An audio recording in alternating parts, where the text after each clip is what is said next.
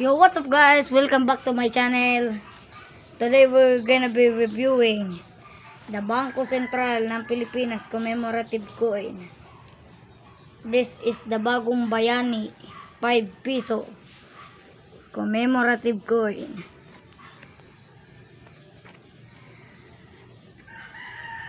It's made from nickel brass, 27mm and weight 27.70 grams. So this commemorates the OFW or the overseas Filipino workers in another country.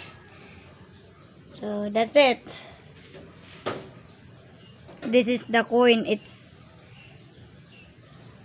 color is like gold, metallic gold.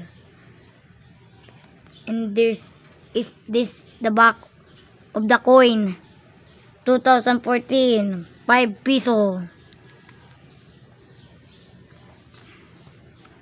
So if you buy this, you will get it in this envelope. So I always keep my commemorative coin in the envelope so it doesn't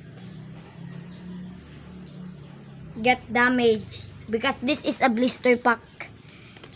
Because the coin is, this packaging is in cardboard box and this is the blister pack. So thank you, hope you enjoy my video.